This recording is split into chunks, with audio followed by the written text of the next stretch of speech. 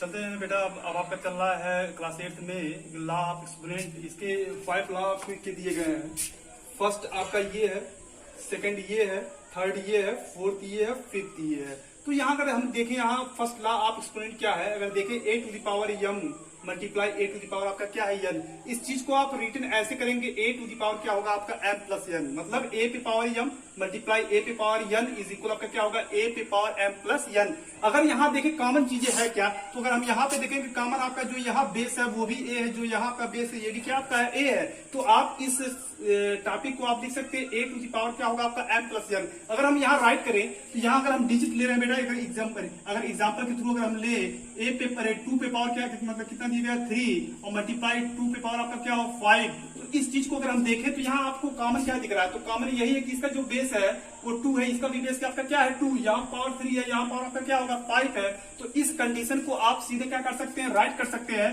2 to the power आपका क्या होगा बेटा, इसमें जब बेस इक्वल होते हैं तो पावर इनके क्या होते हैं ऐड होते हैं। तो आप कर सकते हैं 3 और प्लस 5 को आप क्या कर देंगे ऐसे ऐड कर देंगे, तो 3 प्लस 5 आपका क्या हो जाएगा 8 हो जाएगा। मतलब इस सिस्टम को आप ऐसे राइट कर सकते हैं कब, जब आपको दो नंबर दिए गए हो, उन नंबर के बेस क्या हो आपके सेम हो, तो उस कंडीशन में जब बेस सेम होंगे तो सीधे उनके पावर क्या हो जाएंगे ऐड हो जाएंगे। तो इस तरीके से सिस्टम को अगर इस सिस्टम से अगर कोई क्वेश्चन दिया गया तो आप ऐसे क्या करेंगे सॉल्व करेंगे। तो फर्स्ट क्लास समझ में आया, मुझे लगता है कि कोई दिक्कत नहीं। अगर सेकंड लॉ की ओर अगर हम चले तो a to the power m a to the power m bracket के अंदर उसके फिर मल्टीप्लाई आपका क्या है n, मतलब a पे पावर m है, फिर उसके ऊपर भी पावर आपका क्या है n। अगर ब्रैकेट हटाएंगे तो m का मल्टीप्लाई किसमें होगा n से होगा, तो आपका क्या होगा a to the power m n होगा।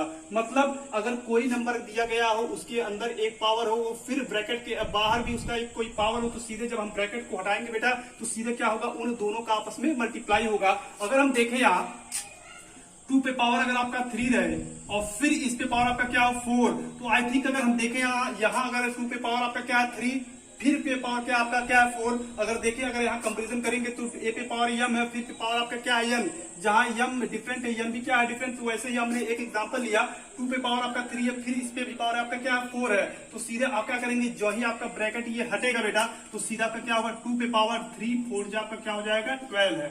तो आप इस तरह से क्या कर सकते हैं, इसको आप राइट कर सकते हैं। अगर हम थर्ड लॉ की ओर चले तो थर्ड लॉ में अगर आप देखें तो ए बी पे पावर आपका क्या है m, तो ए बी पे पावर m मतलब ए बी का जो है वो ब्रैकेट उस पे होल पावर क्या है आपका m है, तो एक कोई अलग नंबर है, बी आपका क्या है कोई अलग नंबर है। अगर यहाँ अगर बंटवारा होगा आई थिंक क्या है, अगर यहाँ बंटवारा होगा, अगर यहाँ सबको अगर डिस्ट्रीब्यूट किया जाए तो ए पे पावर बी हिस्सा क्या आएगा m, बी पे पावर बी का भी हिस्सा आपका क्या आएगा m। अगर इनको अगर हम अलग करेंगे, अगर हटाया जाए तो सीधा आपका क्या होगा a पे पावर m मल्टीप्लाई b पे पावर आपका क्या होगा m होगा। तो बेटा इस तरीके से आप यहाँ लिख सकते हैं। अगर आपको दे दिया गया हो 2 मल्टीप्लाई 3 पे पावर कितना अगर दे दिया गया हो 2, तो सीधा आप इसको आप बेटा राइट कर सकते हो 2 मल्टीप्लाई 3 पे पावर आपका क्या है 2 है, तो सीधे अगर हम देखेंगे तो 2 और 3 पे सब पे पावर क्या है 2, तो अगर इसको हम राइट करेंगे ब्रैकेट हटाकर तो 2 पे पावर भी 2 होगा और 3 पे पावर भी क्या होगा बेटा 2। तो ये हमारा क्या है थर्ड लॉ ऑफ एक्सपोनेंट है कि अगर A B to the power अगर ए बी पे पावर अगर आपका m होगा तो इसका अंजाम क्या होगा a पे पावर m मल्टीप्लाई b पे पावर m। यहाँ आप अगर क्वेश्चन के माध्यम से अगर एग्जाम्पल लिया जाए तो 2 मल्टीप्लाई 3 पे पावर आपका क्या था 2, अगर यहाँ बंटवारा जब होगा तो 2 पे पावर 2 मल्टीप्लाई 3 पे पावर आपका क्या हो जाएगा 2 हो जाएगा। अब हम अगर आते हैं लॉ ऑफ फोर्थ की और एक्सपोनेंट की, तो a बाई b पे पावर आपका क्या है m, a बाई b पे पावर आपका क्या है m। अगर यहाँ अगर बंटवारा किया जाए, अगर यहाँ अगर देखेंगे अगर ब्रैकेट हटाएंगे तो जितना अधिकार a का m पे है उतना ही अधिकार क्या है b का m पर भी है। तो अगर यहाँ चेंजिंग होगी तो a पे पावर आपका m होगा, b पे पावर b आपका क्या होगा m होगा। अगर हम यहाँ अगर कोई अगर एग्जाम्पल ले 2 बाई अगर आपका 3 है पे पावर m है, तो m क्या कोई भी नंबर अगर ले लिया जाए 5 ले लिया जाए, तो अगर इसको अगर हम राइट करेंगे तो सीधे जितना अधिकार 2 का 5 पे उतना ही अधिकार 3 का किस पे है 5 पे है। तो सीधे आप बेटा लिखेंगे 2 पे पावर 5 और बाई आपका क्या हो जाएगा 3 पे पावर भी क्या होगा 5। तो इस तरीके से दिए गए क्वेश्चन को आप क्या कर सकते हैं सॉल्व कर सकते हैं, आप इसको सॉल्व कर सकते हैं राइट कर सकते हैं। अगर हम यहाँ पे देखें इसका फिफ्थ लॉ क्या है a पे पावर m बाई आपका क्या है a पे पावर क्या है आपका n। यहाँ देखें तो यहाँ पे क्या है a वही चीज है जो यहाँ है a पे पावर m है, अगर यहाँ पे देखें a पे पावर क्या है n, तो यहाँ कॉमन क्या है पावर इनके डिफरेंट डिफरेंट है, यहाँ पावर m है, यहाँ पावर आपका क्या है n है, लेकिन अगर देखने वाली बात अगर बेटा यहाँ है तो देखने वाली बात यही है कि यहाँ a पे पावर m है, यहाँ नीचे भी a पे पावर क्या है n है। इस सिस्टम को आप डायरेक्ट राइट कर सकते a पे पावर m माइनस क्या n। अगर हम यहाँ अगर एग्जांपल ले तो बेटा अगर यहाँ पे दिया गया हो 2 पे पावर 3 और बाई 2 पे पावर 2, तो सीधे आप यहाँ राइट कर सकते हैं 2 पे पावर 3 माइनस 2, एकदम डायरेक्ट आप ऐसे क्या कर सकते हैं राइट। लेकिन इसके लिए आपको ध्यान देना होगा फिफ्थ लॉ में कि a पे पावर m और a पे पावर n का मतलब यही है कि जो बेस यहाँ होगा वही बेस यहाँ होना चाहिए। पावर अगर डिफरेंट है तो उससे कोई समस्या नहीं। अगर हम फोर्थ लॉ की अगर बात करें तो एक नंबर आपका क्या हो न्यूमरेटर में हो, सेकंड कहाँ हो डिनोमिनेटर में, उनके पावर क्या होना चाहिए वही का वही होना चाहिए। इस सिस्टम को आप लिख सकते हैं a पे पावर m बाई आपका क्या होगा b पे पावर m होगा। a b पे पावर अगर आपका m है तो सीधे आप कर सकते हैं a पे पावर m मल्टीप्लाई b पे पावर क्या आपका होगा m। अगर a पे पावर m पे पावर अगर आपका n है तो इसको सीधे हम मतलब राइट कर सकते हैं a पे पावर क्या आपका हो जाएगा m। यहाँ अगर हम देखें a पे पावर m मल्टीप्लाई a पे पावर अगर आपका क्या है n है इज इक्वल आपका क्या है a पे पावर कितना है आपका, तो अगर a पे पावर m हो मल्टीप्लाई a पे पावर आपका क्या हो n है इज इक्वल आपका क्या हो जाएगा a पे पावर m प्लस क्या है n। तो ये आपका क्या है फर्स्ट लॉ, ये आपका क्या है सेकंड लॉ, ये आपका थर्ड लॉ, ये आपका फोर्थ लॉ, ये आपका क्या है फिफ्थ लॉ। आई थिंक आपको समझ में आया होगा। और आपके जितने भी क्वेश्चन बनेंगे इन्हीं के लॉ पर से ही आएंगे और ये इंपॉर्टेंट है। ये आपके नेक्स्ट क्लास की अगर हम बात करें 9th के लिए तो आपका जो 9th का जो फर्स्ट लेसन होगा वो आपका क्या चलेगा नंबर सिस्टम। तो नंबर सिस्टम में इनका जबरदस्त यूज उसमें है, लास्ट एक्सरसाइज के पॉइंट में आपको मतलब मिलेंगे सब चीजें। तो आपको यहाँ 8 से सीखना है लॉ ऑफ एक्सपोनेंट क्या होते हैं, एक्सपोनेंट के क्वेश्चन को कैसे हम सॉल्व करते हैं। तो ये सब चीजें क्या है आपको यहाँ से ये ताकत मिलेगी, मदद मिलेगा कि कैसे आप एक्सपोनेंशियल की मतलब क्वेश्चन अगर आपके सामने दिए गए कैसे आप इसको सॉल्व करते हैं। अब चलते हैं कुछ एग्जाम्पल कुछ फैक्ट की ओर चलते हैं जिससे कि आप देखते हैं कि कैसे कैसे इसको हम क्या करते हैं सॉल्व कर सकते हैं। तो चल रहे हैं नेक्स्ट टॉपिक की ओर।